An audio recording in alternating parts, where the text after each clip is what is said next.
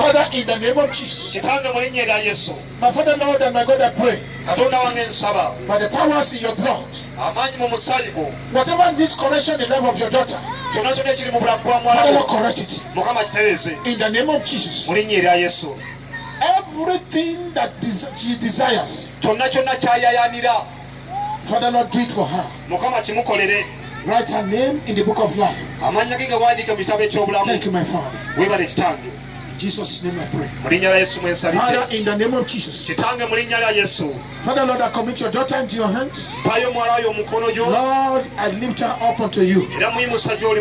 She came forward, Lord God, to give her life unto you. I know that you will not reject her.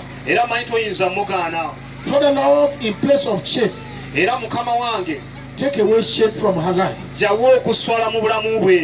Take away her shame. Take away her shame. In the name of Jesus. Beautify her life. Father, Lord, beautify her life. Beautify her hope. Thank you, my Father. Father, in the name of Jesus. My Father, Lord, and my God, I pray for your daughter. Every limiting factors in her life be removed. Be removed. Be removed. Be removed. Be removed. Be removed. In the name of Jesus. As you have identified with Jesus, and from tonight, your dream will change. Any power that contend with you, the Lord God Almighty will open the earth and bury them. In the name of Jesus. Thank you, my Father. Father, in the name of Jesus, Lord, I commit your son to your hands. Father, Lord, as he identify with you, Father, make him taller. Lift him up. Make him taller. Father, bless him. Father, bless him. Uphold him. And let your name be glorified. In Jesus' name. My Father, in the mighty name of Jesus, Lord, I commit your daughter into your hands. The power of rising and falling, I take it out of your life. I cast it out. In the name of Jesus. The power to fulfill destiny, receive it right now. In the name of Jesus. The grace to succeed, receive it right now. In the name of Jesus. Thank you, my Father.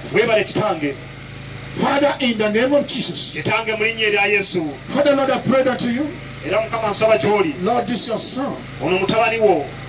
Bless him. Uphold him. Take away issues of regret out of his life. In the name of Jesus. Every regret of your life, I change it right now. By the powers in the blood of Jesus. The power that lifted up Jesus Christ from the grave, let that power lift you up. In the name of Jesus. The power that lifted Jesus Christ out of the grave, that power lift you out. Lift you up. In the name of Jesus. Thank you, my Father. In Jesus' name. Amen. Amen. Brethren, this is a talking, but I'm still not satisfied. I still want to pray with you. If you know you are here and the enemy is oppressing you and you want to get out, I want you to come and join these people. I will pray with you tonight, and then we will now see whether that power can defeat Jesus Christ or not. Whatever it is that is defeating you, is it sickness? Is it barrenness? Is it shame? Is it loneliness? Whatever it is, they are contending with you, and you don't want it in your life. I want you to come forward so that I can pray for you now. Very soon I will drop the mic. I will go to where I came from. Then tomorrow we'll meet again. But tomorrow is another day. It's another manifestation of His power. So I want you to come forward right now. Father, in the name of Jesus. Father, Lord, I commit your son into your hands. Lord, you know what is contending with him. I don't know. But Lord, you know. Because you are the beginning. Lord, I commit the foundation of his life into your hands. The foundation of his life. Father, Lord, change it. Change it, Lord. In the name of Jesus. Lord, change the foundation of his life. My Father, Lord, and my God, change the foundation of his life. And bless him, Lord. Set him free. Tonight, Lord, I pray. When the enemy shall come, Father, Lord, you set them free. You set them back. You are free in the name of Jesus. You are free in the name of Jesus. Lord, I thank you. In Jesus' name we pray. Amen. Please, if I prayed with you, just go and sit down. Don't worry yourself. God has released his power on you already. Tomorrow, when I start ministration, when I ask for who has testimony, I am very sure that you come and testify. So don't worry. Tomorrow I am still saying it. When I will start ministration, and I will ask for people that has testimony as a result of the prayers of tonight, I am saying that among you, you will come and testify in the name of Jesus. Father, in the name of Jesus, let me come to your level.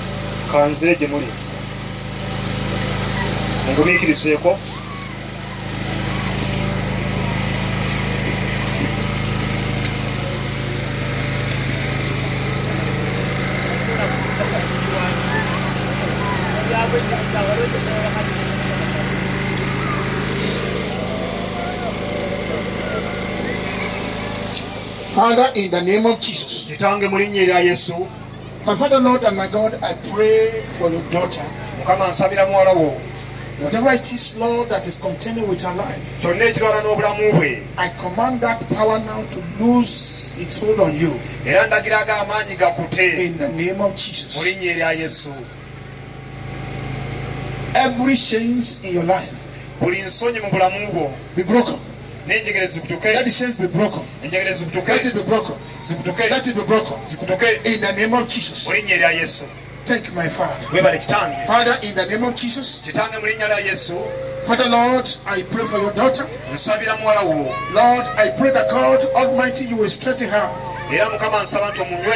You know her needs, Lord. Father, Lord, bless her. And let your name be glorified. In the name of Jesus. Lord, as I lay my hands upon her right now, let peace return to your life. Let peace return to your home. In the name of Jesus. Father, oh, thank you. In Jesus' name.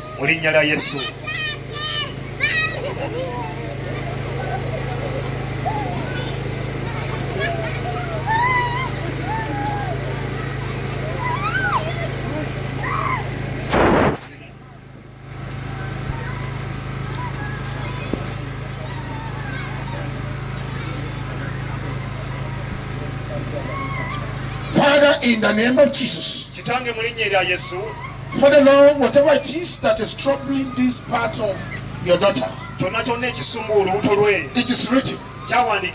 By your stripes you are healed. By stripes you are healed. In the name of Jesus. You will not go to hospital anymore. Every attack of the enemy, lose your hold. In the name of Jesus. Let peace return to you. Let peace return to you. And let your name be glorified. Thank you, my Father. In Jesus' name we pray. Tomorrow you will come. You will come and join us. You will give the testimony. In the name of Jesus.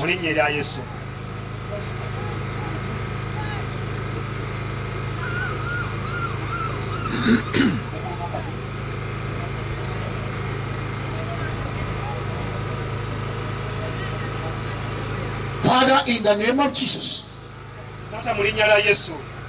My Father, Lord, and my God, every privileged condition in the life of your son, sickness, I command you to get out. In the name of Jesus. Every privileged condition of your life, I command you to get out. In the name of Jesus. Let healing return to you. Let his name be glorified in your life. Thank you, my Father. In Jesus' name I pray.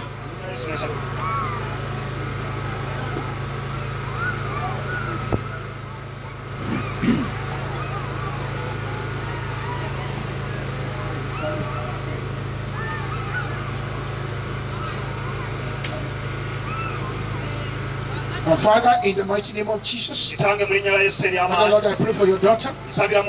Every siblings that come out of her, whatever comes out of your womb, I decree that they will prosper. In the name of Jesus. Destiny helpers, locate them wherever they are.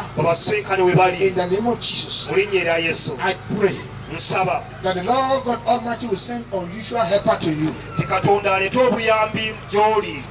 The Lord will send helper to you. In the name of Jesus.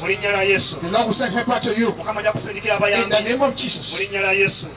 Your children will be favored. They will be favored. They stay within the confines of Jesus Christ. Thank you, my Father. In Jesus' name.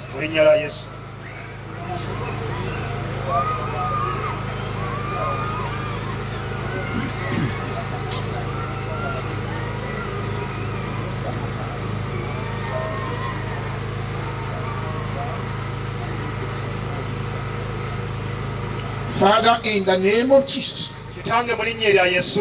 I command, I issue decree against every attack in your life. I command them to get out and go to the abyss. In the name of Jesus.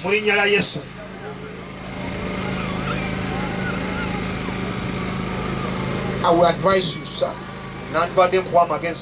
that you will don't do anything that will attract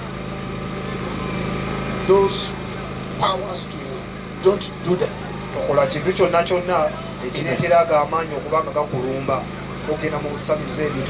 Father Lord, in the name of Jesus, Lord, I pray for your son.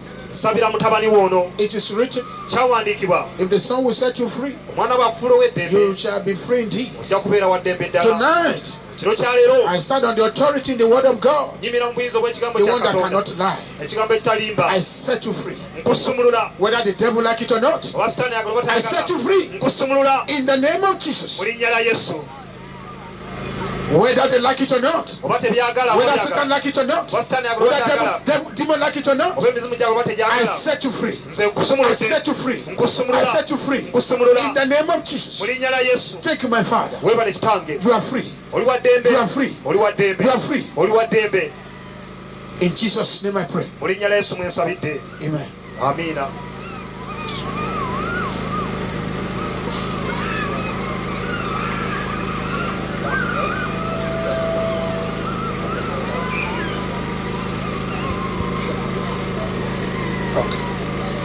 My Father, in the name of Jesus, every pains of the back,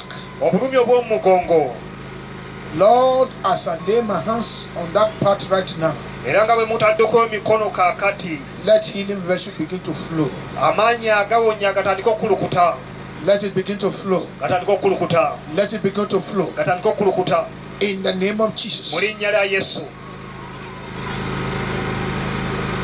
Every power of chains.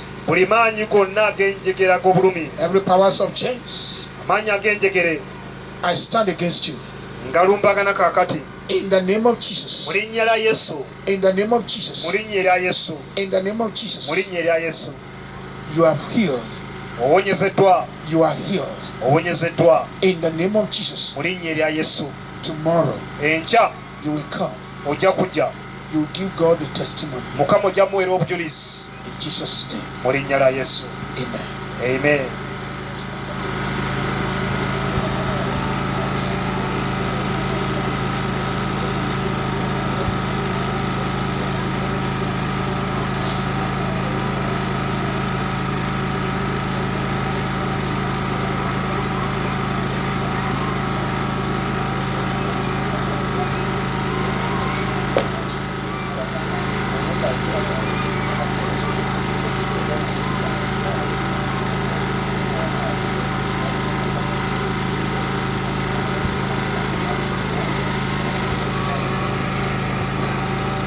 Father, in the mighty name of Jesus, whatever it is, that power, whatever the power is that want to waste your life, tonight, the Most High God wastes that power out of your life. In the name of Jesus, whatever it is, whatever power it is that is contending with you, that says that you will remain small, by the powers in the name of Jesus, I set you free.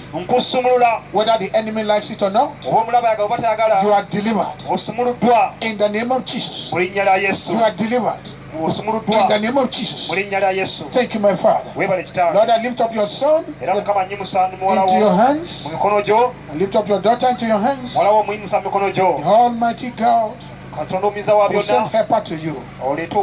God will send help to you. The Lord will send help to you. I pray, Lord, for your home. I pray for your husband. I pray for your home. I pray that God Almighty will bring him back. In the name of Jesus.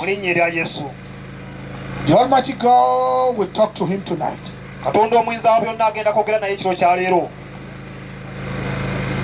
Lord will visit him tonight. The Lord will bless him for your sake. The Lord will bless him. He will remember you. He will come back to you. And he will now begin to perform his role as a father unto these children. You will not be fatherless. In the mighty name of Jesus. Father, Lord, I thank you. I bless your name. In Jesus' mighty name we pray. Amen. Brethren, my people, tomorrow we will start by 6 o'clock. I want you to be here before the time, because God is going to do more. When you get home tonight, I want to invite you. I want you to invite your friends. I want you to bring them. Because tomorrow, God is going to pass through this land. When Jesus Christ passes through any land, anywhere he passes, you can be sure there's going to be a difference. Anyone, even if you are bedridden, I encourage you to come tomorrow. Let somebody bring you to this crusade ground tomorrow. And then you will see what Jesus will do. You will see what he will do. You will see, you will witness his power, his healing power. Whatever it is in your life that you are expecting him to do, your father cannot do it for you. Your mother cannot do it for you. Bring it to Jesus Christ tomorrow. I want you to be the first to be here. I will be here definitely. And God will be with you. He will bless you.